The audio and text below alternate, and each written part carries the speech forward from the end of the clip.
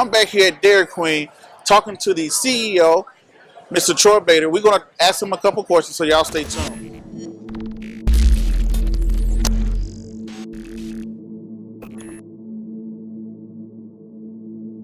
Him. Thank you for this interview again. Absolutely. Coming Good back. to see you. Oh, thank you. So now, what's going on new in Dairy Queen?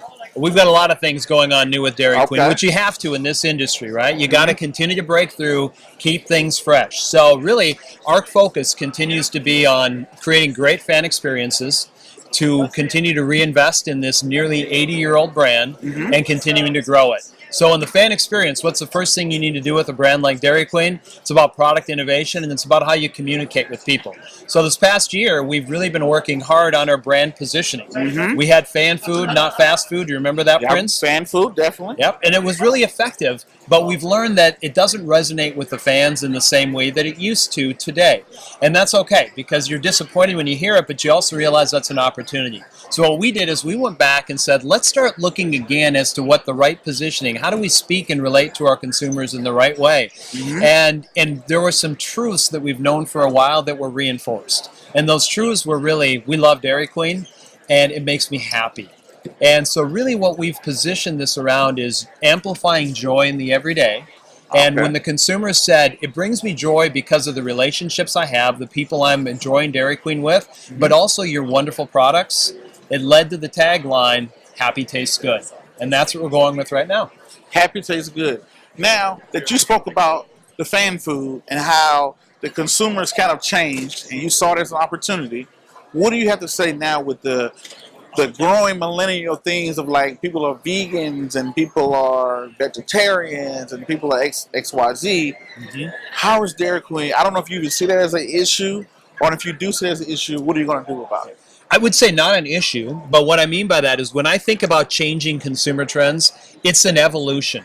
It's a continuation. It's not a revolution. So the fact that we're seeing changes in consumer eating habits with a younger generation, for example, is not really new, because these things have been going on for a very long time. So what we do is we try to monitor each and every one of those trends and understand which ones do we think are going to be long-term, which do we think are right for our brand if we choose to pursue them, and which ones might be a shorter-term fad or might not do as much for our fans and our business. And so when I think about trends, there are many things going on. Some people say, I want to eat less and I'm going to eat more times a day, right? So snacking menus become really important. So we've got snacking menus in our stores. Others are saying, hey, I still love the product, but I want smaller portions. I'm going to control my lifestyle through smaller portions. Mini Blizzard is a great example of what we've done in that particular arena to make sure that we're addressing it.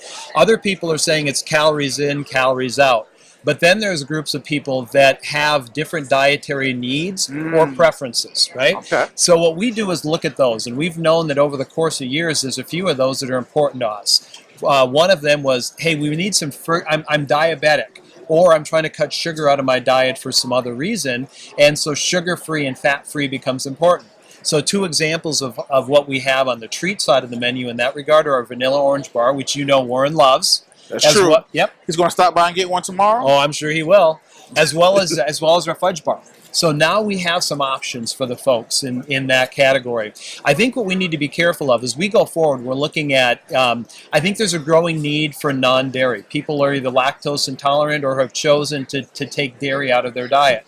We're Dairy Queen. That makes it a little bit difficult for us, but I'm actually intrigued by some of the opportunities that could exist out there over the course of time. Nothing that's we're going to launch tomorrow, but I think in that whole novelty platform, like our vanilla orange bars, fudge bars, dilly bars, there may be some options for some non-dairy things. Well, I think one thing we need to think about though with any trend is in the restaurant business, we want everybody to come and visit us, so we want to be everything to everyone. But you need to balance that with the complexity that comes with that. And more items you have on your menu, the more difficult it becomes to operate that restaurant, the more frustrated your employees can become, and the slower your speed of service might be.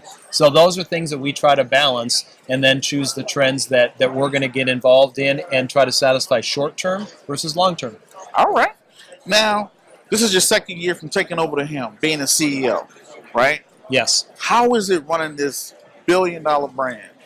How is it, this 80-year tradition, this 80-year-old brand?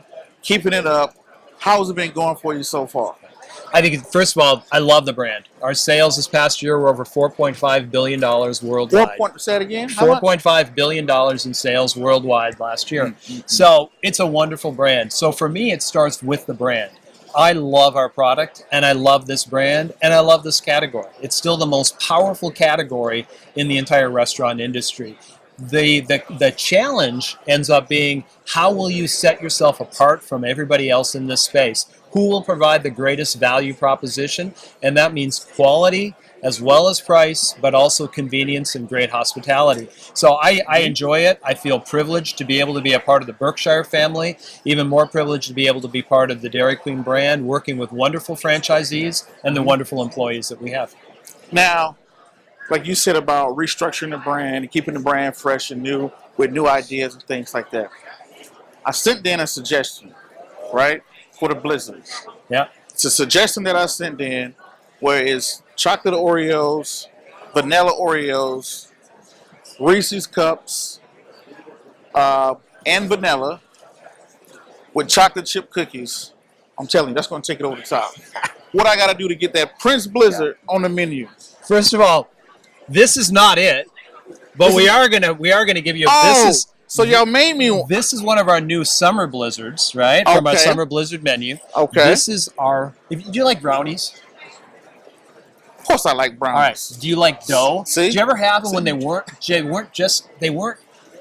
cooked all the way through in the middle, or you had that dough as they were just. You got to try this, because this is our brownie dough blizzard, and it's phenomenal. Oh. We also have our caramel cannonball for those people that may not like chocolate. For real too. That's right. As well as our Oreo cookie jar.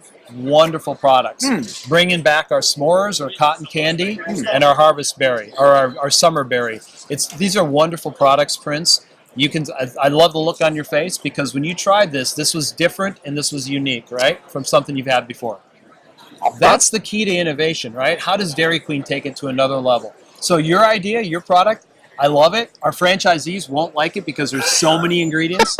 But when it comes to determining whether that would work, it's actually a great question. What we do is we start with our consumers when we're thinking about what products we want, screening it, making sure that we can develop it in a meaningful way, that it can be executed in the restaurants, and then we get into the restaurants and we test each and every one of these products.